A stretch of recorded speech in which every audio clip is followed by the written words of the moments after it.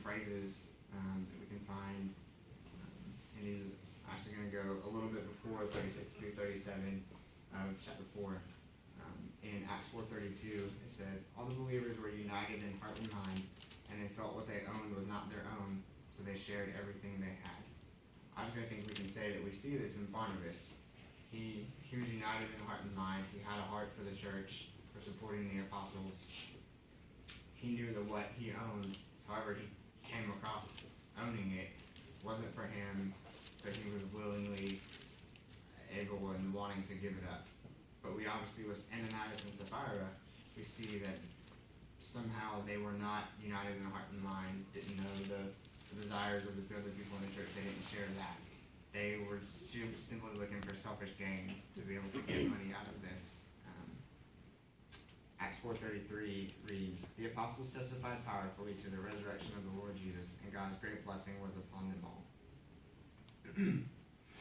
We never really hear anything about Ananias and Sapphira in this claiming that they believe in the resurrection of the Lord. They were willing to just try to deceive the church and take half of the money, or a portion of the money, to be able to use it for themselves, showing that they really didn't care all that much, if at all, about the ministry and supporting the apostles.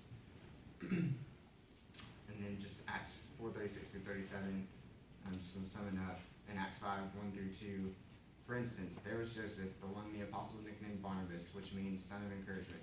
He was from the tribe of Levi and came from the island of Cyprus. He sold a field he owned and brought the money to the apostles." This is just basically wrapping it up, saying Barnabas was pretty much the picture of this church, of what everybody should be, with how they wanted to support the ministry of the apostles. And obviously we see, we talked about earlier, that he goes on to spur on Paul and John Mark and other people that are important in the ministry of the church. So that's all that I have as far as the teaching of the lesson goes. Does anybody have any questions? Anything they would like to ask? Talk about further? Do any of your commentaries talk about that Barnabas gave, and when he gave, they were in some way jealous? Ananias and Sapphira were. Right, they were some way jealous, and they wanted some recognition from the peers or the people in the church, and so that was one of their motives, and it was a deceitful motive. Yeah, they were seeking to, as soon as they've heard news of Barnabas giving his land and giving all the money from it to the apostles, they were jealous that he had done that, and so they wanted to do the same thing, but then also keep some of the money that they gave, and thought they could get away with lying about the fact that they kept some of it. And so ultimately, that came to pride and one thing, and they could get away with it. Two, in envy of Barnabas for giving it and giving all of the money that he had made from it to support the ministry of the apostles.